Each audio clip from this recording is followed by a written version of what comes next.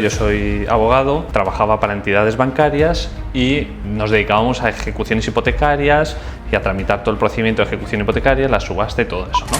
Las primeras operaciones inmobiliarias que hice fueron en subastas. En el portal de subastas del BOE, las subastas son públicas, cualquiera podemos participar, cualquiera puede ver el resultado de esa subasta en cuanto se ha ganado la puja y demás. Te diría que más del 95% de las subastas son públicas. Una persona que tiene un inmueble puede tener deudas con Hacienda, deudas con el banco por la hipoteca, deudas con la Seguridad Social. Es el riesgo de ocupación del inmueble. Los desahucios están suspendidos hasta mayo de 2028. De Madrid está muy complicado. ¿Por qué? Porque hay tanta demanda en el mercado tradicional que todo el mundo empieza a buscar alternativas. Normalmente se dice, no, el piso es del banco. Eso no es cierto. El piso es mío, lo que pasa es que yo tengo una deuda con el banco. Yo lo que digo es que si a mí no me salen los números en tradicional, no entro. Luego, el habitacional, si quisiese hacerlo, ¿sería un extra? Sí, pero a mí me tienen que dar los números en tradicional.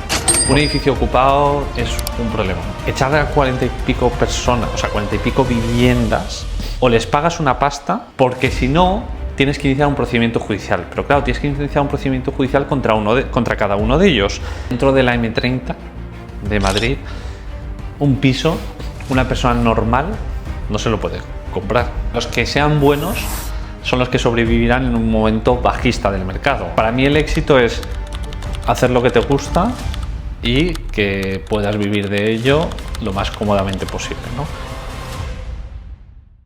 Bueno chicos, bienvenidos al canal. Estamos en un vídeo más con Andreas Ruiz Gómez, abogado e inversor profesional, que nos va a contar un poquito más en detalle de todo su bagaje en el sector inmobiliario y a lo que se dedica él realmente, porque también lleva subastas, temas judiciales, hipotecarios, etc.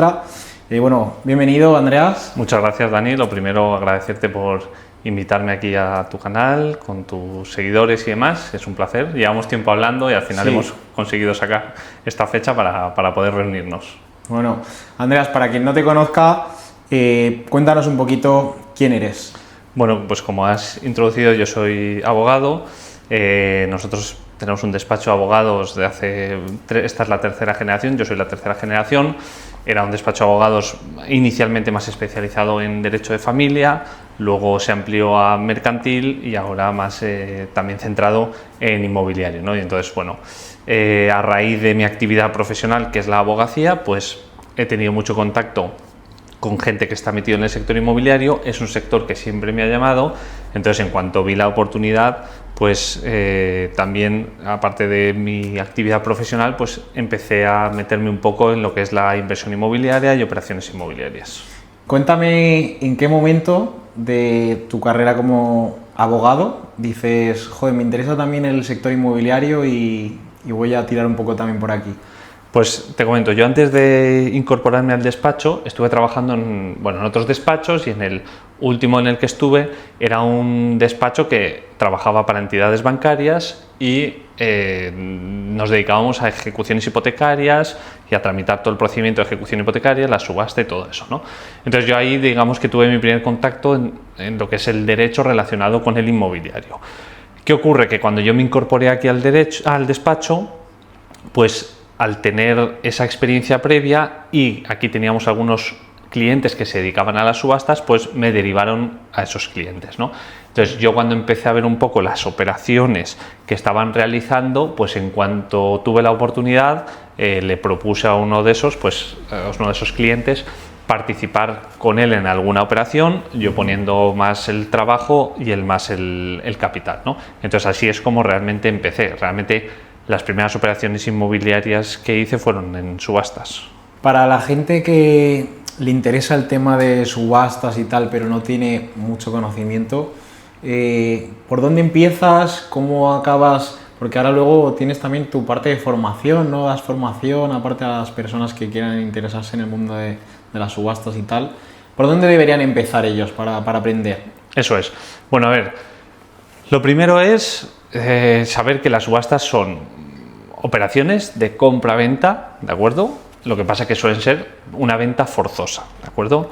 ¿Y qué ocurre? Pues que normalmente las operaciones de subasta suelen traer muchos problemas que hay que saber resolver para hacer una buena operación y para no equivocarte, ¿no? Entonces, lo que le diría a una persona que no sabe de subastas es, oye, pues primero que empiece a ver pues, el típico contenido que haya por ahí gratuito, que hay bastante, pero realmente no es en profundidad, pero bueno, que empiece por allí, que empiece a ver subastas en el portal de subastas del BOE y que vaya viendo un poco, sin participar, cómo se van cerrando esas subastas en las que está interesado, porque en el portal de subastas del BOE las subastas son públicas, cualquiera podemos participar, cualquiera puede ver el resultado de esa subasta, en cuanto se ha ganado la puja y demás. Entonces, oye, pues ver un poco la zona en la que tú estás interesado, las operaciones que van saliendo, ver cómo se van cerrando, ver si realmente hay operaciones interesantes en esa zona y a partir de ahí, pues empezar a familiarizarte un poco con los documentos que te da el portal de subastas del BOE.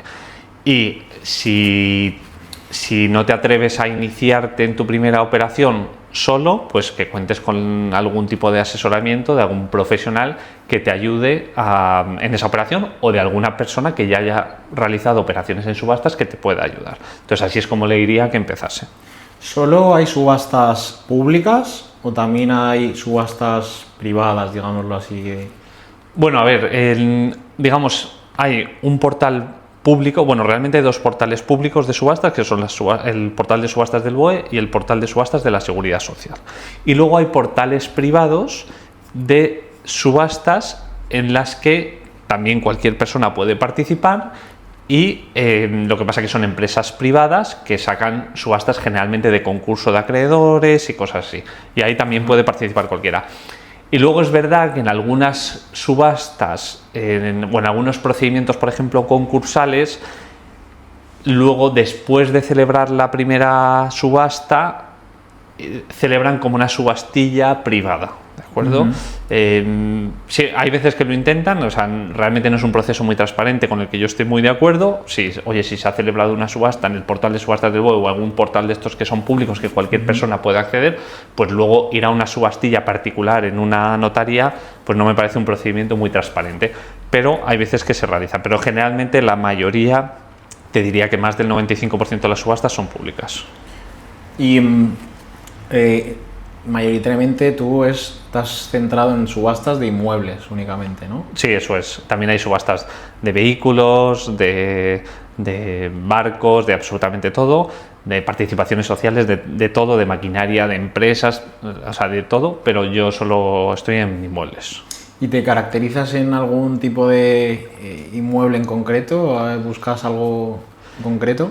No en concreto, sí que debido a mi experiencia, pues garajes y trasteros los descarto actualmente, lo que no significa que no sea un buen producto para empezar, porque al final son baratos, requieren un depósito muy pequeño para participar en la subasta. Entonces, oye, si cometes un grave error, porque cuando tú participas en una subasta, la ganas y pones un depósito que generalmente es del 5% del valor de subasta, aunque ahora lo van a elevar al 20%, pero actualmente es del 5%. ¿Qué ocurre? Que si luego no decides adjudicártela a pesar de haber ganado, pierdes el depósito. Entonces, pues oye, no es lo mismo perder un depósito de 500 euros por una plaza de garaje que perder uno de 8.000 euros en una vivienda en la que te hayas equivocado. Entonces creo que son buenos productos para empezar. Lo que pasa que también hay que ser consciente que como el depósito es pequeño, hay más competencia porque más gente entra a participar. Entonces, digamos que garajes y trasteros generalmente descarto. Luego, del resto de inmuebles prácticamente hacemos todo, desde fincas rústicas, solares, viviendas, naves, locales, prácticamente todo. ¿Y cómo haces para analizar todos esos proyectos al final? Tienes un precio máximo de compra, entiendo, y tienes un mínimo también. Y si se va de ahí, de tu presupuesto, digámoslo así, no entras en la operación, entiendo. Eso es. Generalmente, yo como me dedico más a la operativa diaria del despacho, yo siempre lo que busco en mis negocios generalmente es un socio que se dedique un poco más a la operativa de la búsqueda y demás, porque al final yo no tengo tiempo, ¿no? Entonces tengo un socio que en las subastas que él se dedica a buscar las operaciones. Él también tiene mucha experiencia, no es abogado, entonces si hay alguna que tenga dudas jurídicas, pues yo hago un segundo filtro y demás. Entonces, pero generalmente sí, buscamos un precio mínimo y un precio máximo que nos subimos. Entonces, cuando la puja supera ese precio máximo, pues No terminamos de la subasta y que se lo lleve otra persona. Qué interesante. ¿Qué rentabilidades hay más o menos de media o cuánto, no sé, qué es lo más interesante en sí del tema de las subastas? Bueno, nosotros siempre tenemos una máxima que es que intentamos no pujar más del 50% de lo que consideramos que vale el activo. Es decir, si el activo vale 100.000 euros, como máximo pujamos 50.000 euros. A esos 50.000 euros luego hay que sumarle el ITP, hay que sumarle las deudas que arrastran los bienes de subastas, que suelen ser deudas de comunidad de propietarios e IBI, gastos de registro, etcétera, ¿de acuerdo? Entonces, eso es lo máximo que solemos pujar. Es cierto que en determinados activos que sabemos que tienen mucha demanda, pues yo qué sé, si participas en una subasta de un piso de 150.000 euros en Madrid, sabes que ahí va a tener mucha demanda, entonces ahí podrías subir un poco los importes máximos de puja, porque sabes que si te lo adjudicas, cuando te lo adjudicas en una semana lo has vendido, ¿no? Pero en general esa suele ser nuestra máxima, y a partir de ahí pues hemos hecho operaciones de todo tipo. Hay operaciones que luego con ese 50% se nos han complicado, porque entre IBI, comunidad de propietarios, pagar al ocupante y demás, pues a lo mejor te han dejado un 25% de rentabilidad, y luego operaciones con otro tipo de activos que no son viviendas, que las rentabilidades han sido bastante más altas, pero son activos que la gente normalmente, el inversor normal no suele entrar, como son pues a lo mejor unas fincas rústicas o cosas así, que digamos el inversor en principio normalmente no entra, y entonces ahí se abre un hueco para que tú puedas ganar la subasta a un precio muy bajo respecto al precio de mercado. Y cuéntame un poco los riesgos del mercado de las subastas, porque luego, aparte de adjudicarte el bien en sí, tienes unos riesgos secundarios, ¿no? El caso de ocupación, todas estas cosas. Cuéntanos un poco más. Claro, a ver, realmente en las subastas hay muchos riesgos, pero los que generalmente hay que tener en cuenta son los siguientes. Primero, las cargas anteriores que tenga el inmueble. ¿Por qué? Porque una persona que tiene un inmueble puede tener deudas con Hacienda, deudas con el banco por la hipoteca, deudas con la Seguridad Social. Entonces, las cargas en el registro de la propiedad tienen un orden. Entonces, si sale, por ejemplo, por la deuda de Hacienda, si tiene una hipoteca previa, tú, además de pagar el importe que hayas pagado por adjudicarte el inmueble, además tienes que pagar el importe de esa hipoteca previa. Si quedaban 30.000 euros, pues los tienes que pagar. Entonces, eso hay que tenerlo muy, muy controlado. Ese es generalmente el principal miedo que le da a la gente. Luego, perdona que te corte, ¿eso se sabe de antemano? Sí, se sabe. Vale. Lo que hay veces que no se puede cuantificar exactamente cuál es el importe que vas a tener que pagar, pero sí que si haces un estudio de la documentación vas a saber si existen cargas previas o no, y más o menos puedes cuantificarlo. Depende de la subasta, puedes cuantificarlo y en otras no. Bien. Ese es el primer riesgo que tienen las subastas. El segundo riesgo es el riesgo de ocupación del inmueble. Entonces, dependiendo de las circunstancias del ocupante, pues puedes tener más o menos problemas. Por ejemplo, ejecuciones hipotecarias, que sea la vivienda habitual del deudor, que sea vulnerable y que se den una serie de requisitos que cumple la ley. Actualmente los lanzamientos, es decir, los desahucios, están suspendidos hasta mayo de 2028. Es decir, tú te compras un inmueble, eres el dueño, tienes que pagar el IBI, tienes que pagar la comunidad de propietarios, pero no puedes entrar al inmueble porque está viviendo el anterior deudor que el juzgado le ha declarado vulnerable y no lo puedes echar, ¿vale? Eso se da en unas concretas subastas que también hay que saber filtrar.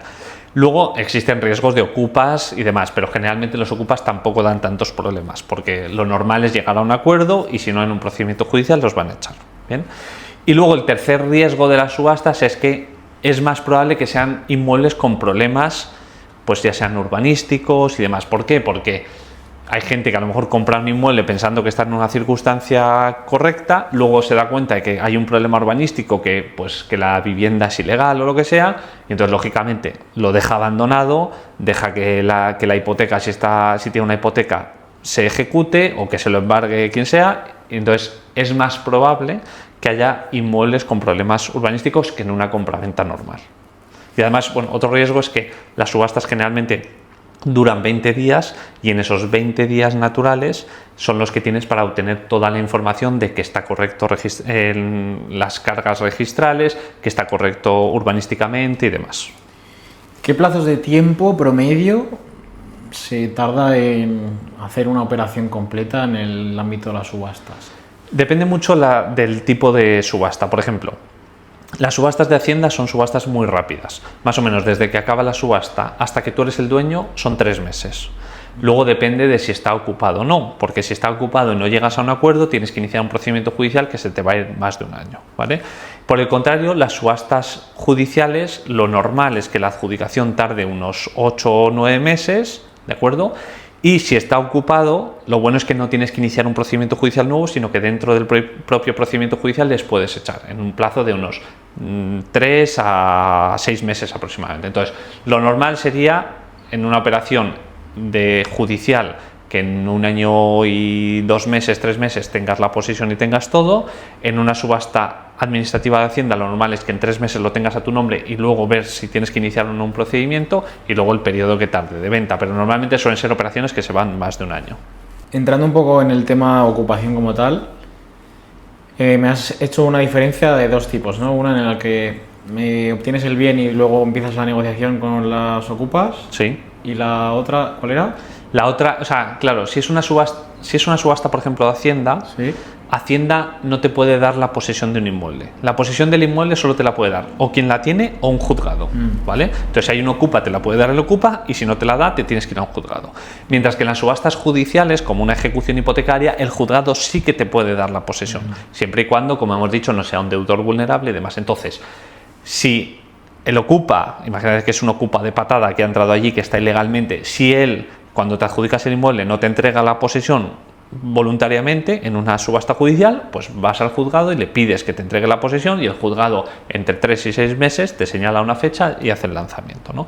Entonces, ¿qué pasa? Que en las subastas administrativas, como Hacienda no te puede entregar la posesión, siempre lo mejor es negociar, porque si no llegas a un acuerdo con el ocupante, tienes que iniciar un procedimiento judicial nuevo que te va a tardar, pues a lo mejor 18 meses o algo así, entonces no te merece la pena. Siempre es mejor llegar a un acuerdo con el ocupa. Claro, que en esos casos lo que se suele hacer es negociar antes.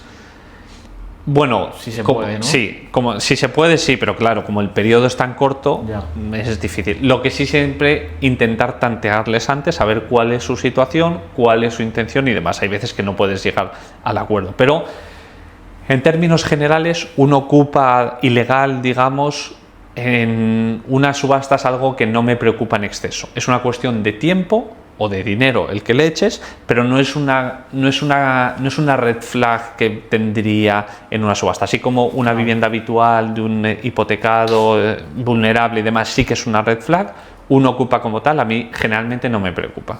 O sea, al final tú realmente donde compites es en tema de precio de adquisición, ¿no? O sea, eso es principalmente sí, tu foco. Efectivamente. O sea, nosotros, lógicamente, por estadística se pierden la mayoría de las subastas, ¿no?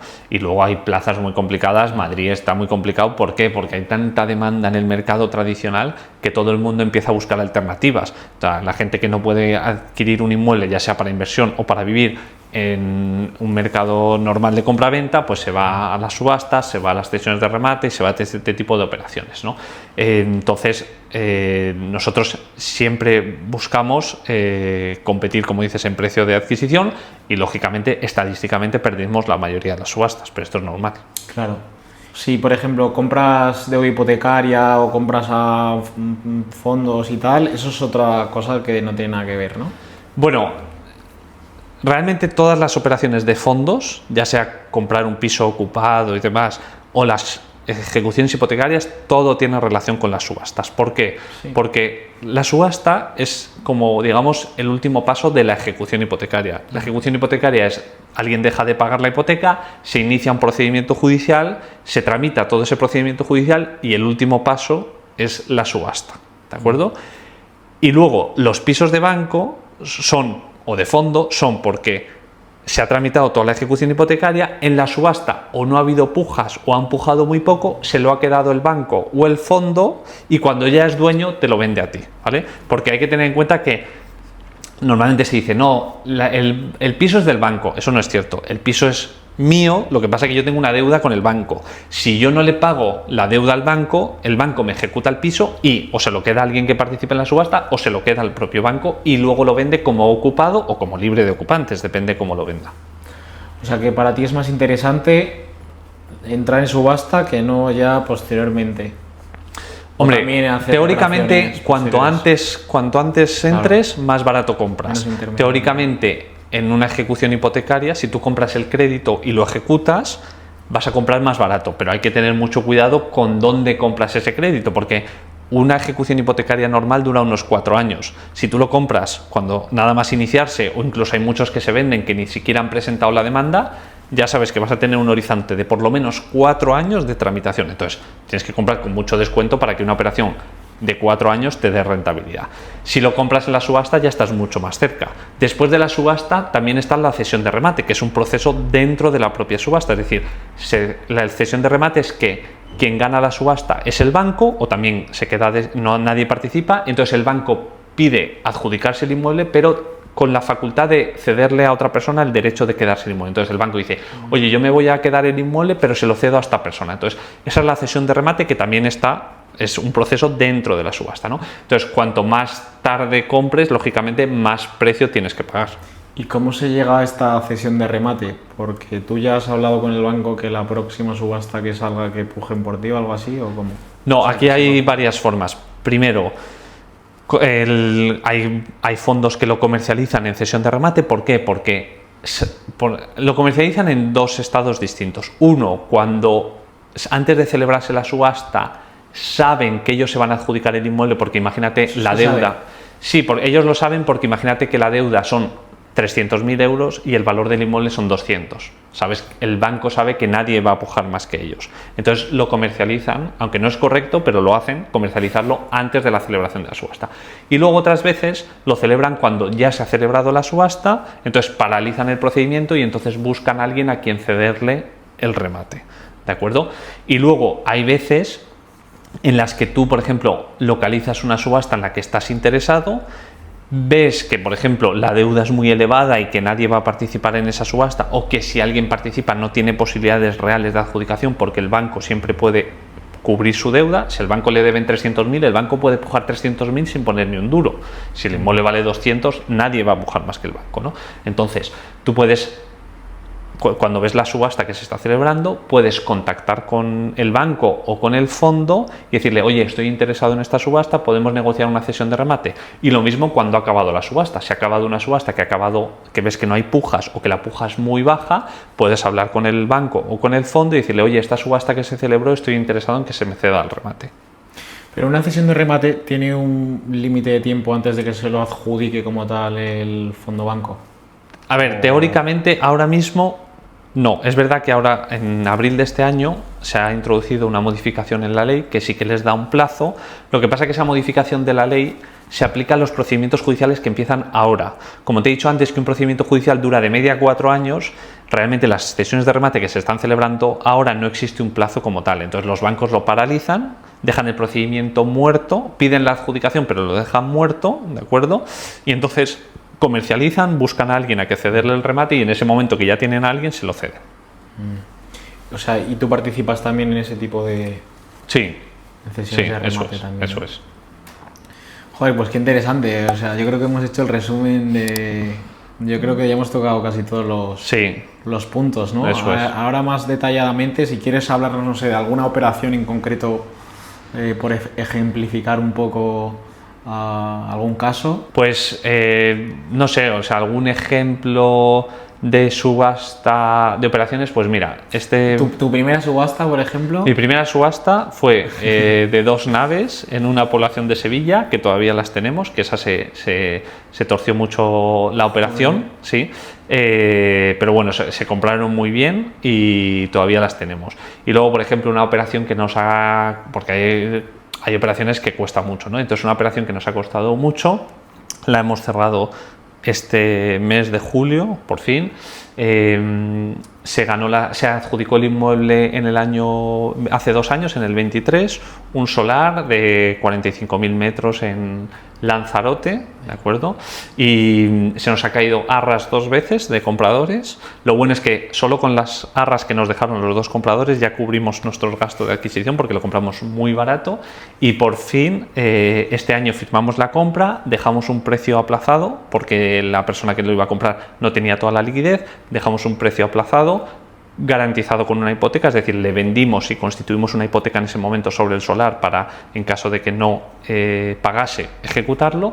Y ya por fin este mes de julio ya se ha pagado, más o menos hemos multiplicado como por 3 el precio de compra, o sea que muy bien. Sí. Enhorabuena. Sí, sí. Y oye, ¿te da nervios a la hora, te sientes nervioso todavía cuando pujas y tal y cuando te metes en subastas? O... No, generalmente no. O sea, siempre está un poco ahí el gusanillo porque al final es una competencia, tú estás viendo las pujas de los otros y hay que tener cuidado con no calentarse. Otra de las modificaciones que han hecho ahora en abril, pero que todavía no estamos viendo de forma excesiva, es que la puja va a ser secreta, es decir, tú vas a pujar, no vas a ver lo que los demás pujan y simplemente cuando se acabe la subasta va a aparecer el importe de la mejor puja.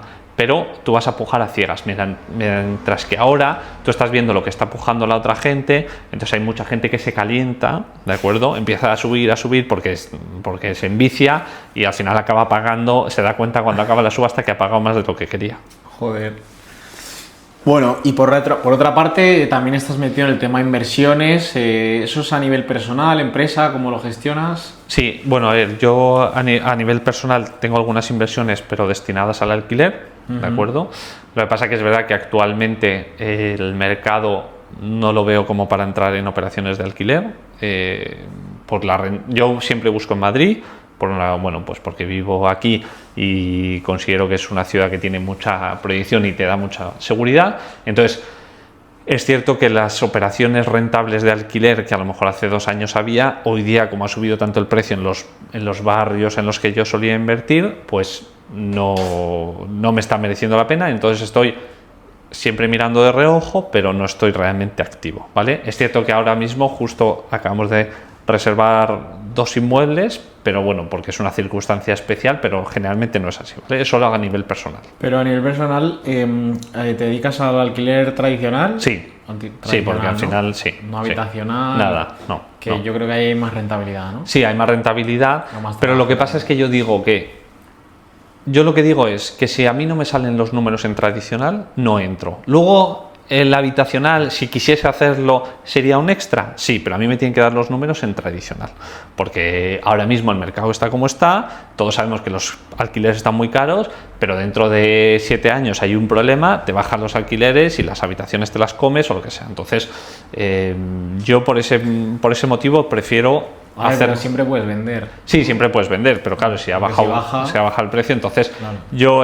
Oye, me salen los números en tradicional, claro, entro y luego el resto puede ser un extra, ¿vale? Pero si no me salen los números en tradicional, o sea, yo para sacar un 10% en habitacional prefiero no hacerlo, ¿vale? Yo lo hago en tradicional y ya está, además que, oye, también te lleva una gestión que yo no tengo tiempo para dedicarle. Entonces eso a nivel personal. Y luego, a nivel de empresa, pues hacemos todo tipo de operaciones, hacemos flips, hacemos cambio de uso, pisos ocupados, absolutamente de todo. Sí. Y tocáis también sector premium, ¿no? Sí, eso es. Inmuebles de lujo también. Efectivamente. Sí, eso es, con mi socio Joaquín y José, que también es socio, que es el arquitecto. Hacemos operaciones de compra, reforma y venta en pisos premium, o sea, en torno a millón y algo más o menos. ¿Y qué tal os está yendo? Bien, de momento bien. A la hora de captar inversión, inversores, ¿cómo hacéis? O sea, ¿buscáis inversores? ¿Los inversores vienen a vosotros? ¿Tenéis un ticket mínimo? Cuéntanos un poco. Sí, a ver, bueno, esto es un proceso. Al principio tú buscas inversores. Vale. Y luego al final, cuando ya pues tienes un track record y demás, pues los inversores vienen a ti. Ahora mismo la realidad es que tenemos más inversores de las operaciones que podemos sacar. No hemos establecido nunca un ticket mínimo. Es verdad que ahora en una operativa que vamos a hacer de operaciones de pisos ocupados sí que vamos a poner un ticket mínimo de 10.000 euros, pero en términos generales no hemos establecido un ticket mínimo. Es verdad que nadie ha entrado con 500 euros, pero a lo mejor hay gente que ha entrado con 5.000, cosas así, pues le hemos admitido, porque sobre todo cuando estás empezando tú lo que necesitas es captar inversores, y si alguien te ayuda con 5.000 euros, pues bienvenido sea, ¿no? Y luego, claro, la gente que ha entrado al principio, cuando digamos que estabas haciendo las primeras operaciones y demás, pues luego esa gente tienes que recompensarle, y al final si son gente que puede entrar con 8.000 euros en una operación, pues que entre, porque al final hoy han confiado contigo, o sea, han confiado en ti desde el principio. Entonces, por esa razón no ponemos un ticket mínimo como tal, aunque como te digo, ahora estamos haciendo otra operativa de pisos ocupados que ahí sí que pondremos ticket mínimo. Y en esta operativa de pisos ocupados, ¿qué compráis? ¿Un edificio? No, a priori son pisos que pueden comprarse en lote o individualmente y ya está. Un edificio ocupado es un problemón. Sí. Sí, porque de hecho hubo una operación en subasta que yo quería participar, lo que pasa es que se fue de precio, y conozco a la gente que lo ha comprado de segundas, es decir, se lo adjudicó una sociedad y le ha vendido todo el edificio ocupado a una gente que conozco, ¿vale? Eran como 40 y pico pisos. Echar a 40 y pico personas, o sea, 40 y pico viviendas, o sea, o les pagas una pasta. De hecho, yo tenía en mis números pagar como 500.000 euros al jefe de todo el edificio para que se fuesen, ¿no? Porque si no, tienes que iniciar un procedimiento judicial. Pero claro, tienes que iniciar un procedimiento judicial contra cada uno de ellos. Entonces tú consigues echar a uno porque ese juzgado va más rápido, le echas y vale, tienes tu piso en un edificio de 44 pisos o así ocupados. ¿Cuánto te va a durar ese piso sin ocupar? 3 días. A los 3 días está ocupado. Entonces, un edificio ocupado es muy complicado. De hecho, operaciones que se han hecho de intentar desocupar vía empresas edificios ocupados, que yo conozca, no han logrado ninguna, porque eso es inviable. Entonces, un edificio ocupado, salvo que lo tengas muy cerrado previamente, es muy complicado. Un piso es otra historia, pero un edificio hay que tener como mucho ojo, o tener mucho pulmón, o tener mucha capacidad de aguante de mucho tiempo esa operación. ¿Cómo ves el mercado? Bueno, pues ahora mismo creo que está un poco incluso loco, diría, porque se están pagando algunos precios que son una locura, y que realmente, o sea, dentro de la M30 de Madrid, un piso, una persona normal no se lo puede comprar. Me refiero, la típica pareja que ganan, pues no sé, 1.500, 2.000, 2.500 euros cada uno, dentro de la M30 hoy día es muy difícil comprarse un piso, se tienen que ir fuera de la M30 y demás. Entonces, es cierto que, por ejemplo, en estos barrios hay mucha demanda de capital extranjero que están pagando auténticas locuras. Claro, eso lógicamente hace que se eleve el precio de todo el resto de los inmuebles, ¿no? Pero, o sea, no tengo la capacidad de decir si esto es sostenible a largo plazo o no, pero sí que es cierto que no es normal, digamos, un poco los precios que se están pagando para la capacidad de los españoles. Ojo, lógicamente para una persona que es multimillonaria, que viene aquí de un país extranjero, pues son precios asequibles o precios buenos, ¿no? Comparado con otras capitales europeas o lo que sea. Pero para lo que es la población española sí que es cierto que está caro.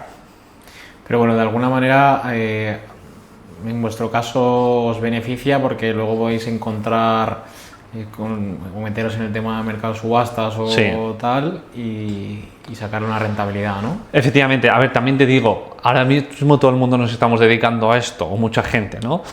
Pero claro, todos nos estamos dedicando en un mercado alcista. Realmente, la gente los que sean buenos son los que sobrevivirán en un momento bajista del mercado. No sabemos si seremos nosotros, serán otros, no se sabe. Pero ahora mismo todo el mundo va con viento de cola a favor, y entonces es más o menos sencillo hacer operaciones inmobiliarias rentables. O sea, poco que compres un poco bien, simplemente con lo que te dura la reforma, la operativa, no sé qué, ya ha subido el precio. Entonces, incluso si has calculado mal, es probable que ganes algo de dinero. Pero, como digo, realmente cuando se va a ver quiénes son los buenos gestores son cuando haya un mercado bajista, que nosotros como inversores no lo hemos vivido por la edad que tenemos, lo hemos vivido como personas cuando en el 2008 y demás, pero no lo hemos vivido como inversores. Entonces creo que ahí realmente se verá la gente que es buena, y ahora es más o menos sencillo hacer operaciones inmobiliarias rentables. Háblame de tus primeras operaciones, Andreas, cuando empezaste en el sector. Sí. Tus primeras operaciones, ¿cómo te sentías? ¿Cómo te sentiste en tu primera operación exitosa? Vale.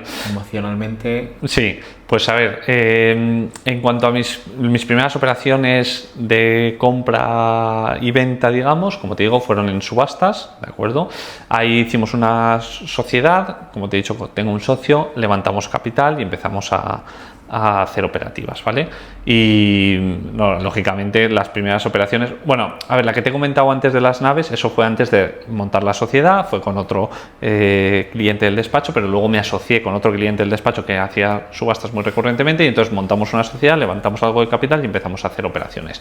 Y lógicamente las primeras operaciones que haces, sobre todo en subastas, porque al final una compra-venta normal es otro tipo de emoción, digamos, ¿no? Porque no estás en esa competición que lo estás viendo. A lo mejor sí que hay gente interesada, pero no estás viendo cuánto están ofreciendo en directo, ¿no? Entonces, lógicamente, las primeras operaciones en subastas son bastante emocionantes y ganar una subasta es una sensación bastante excitante en ese sentido. A nivel económico, háblame un poco de rentabilidades. Me has comentado antes que tus topes en compra están en un 50% del valor de subasta, ¿no? Aproximado. Y luego en rentabilidades has sacado hasta un por 3. ¿Qué es lo habitual más o menos de media que se suele ofrecer? A ver, lo normal, claro, depende mucho del activo. Lo normal en una subasta en la que pagues el 50% del inmueble, del valor del inmueble de un activo, que le ganes, no sé, un 40% aproximadamente en cuanto a viviendas, cosas así, más o menos. Eso es a lo que intentamos, por lo menos, optar, ¿no? Y luego, evidentemente, o sea, hemos hecho operaciones en las que hemos sacado muchísima rentabilidad, pero con otro tipo de activos, ¿no? Con fincas rústicas y demás, o solares, pues ahí a lo mejor hemos llegado a hacer por 6 y cosas así. Sí.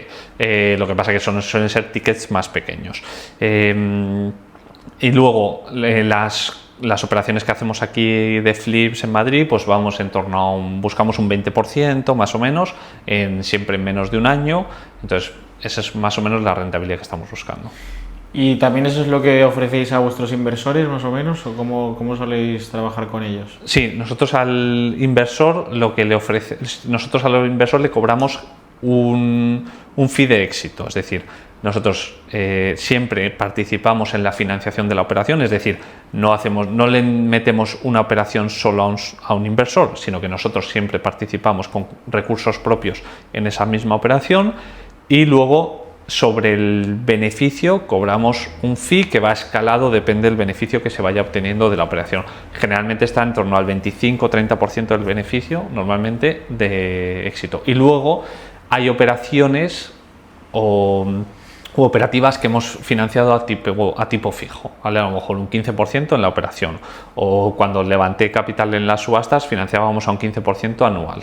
¿Cómo te proyectas en estos próximos años? ¿Cuál es tu camino? ¿Hacia dónde vas? Bueno, pues lógicamente seguir con el despacho. Al final el despacho es mi base.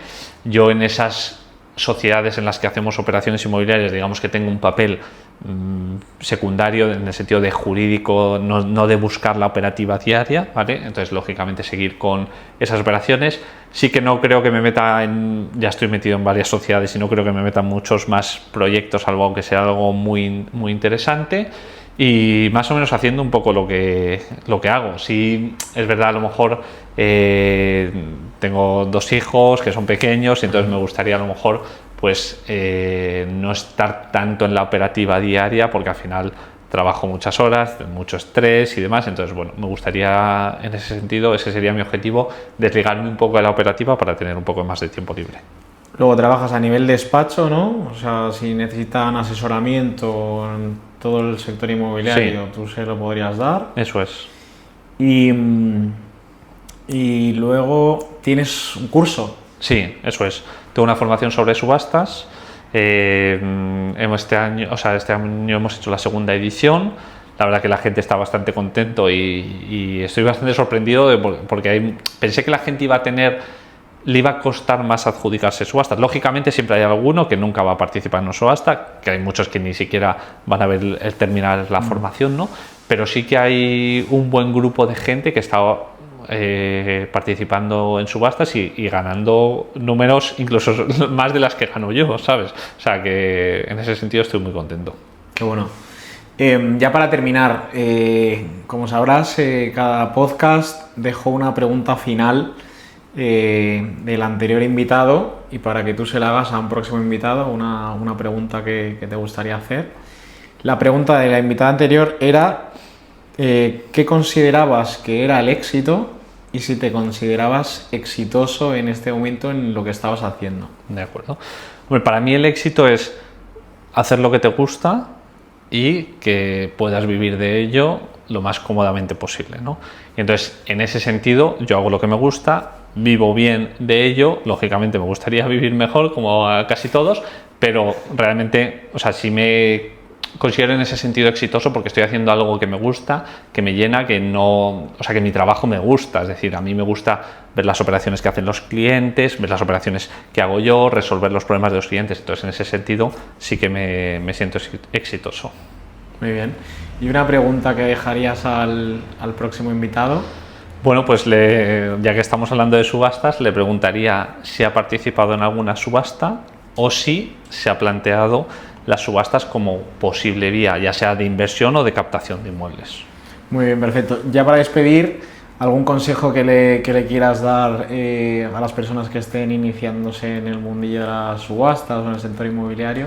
Sí, pues básicamente sería eso, que al final que busquen un poco en dónde quieren invertir, que vean las subastas que se han celebrado, como pueden ver los precios que se han cerrado y demás, ver si hay oportunidades en su zona, porque hay zonas en las que, como Madrid, te he dicho antes, que está muy tensionado, que se empiecen a familiarizar con el contenido del portal de subastas, con los documentos que te da, aprender a leerlos, a interpretarlos y demás, y luego evidentemente pues que si ven una operación en la que están interesados y necesitan ayuda, pues que acudan a un profesional, no tiene por qué ser a mí, lógicamente, hay muchos profesionales que se dedican al asesoramiento de subastas o asesoramiento inmobiliario, pero sobre todo que entren con seguridad, sabiendo lo que hacen, y si no lo hacen así, por lo menos que arriesguen poco capital.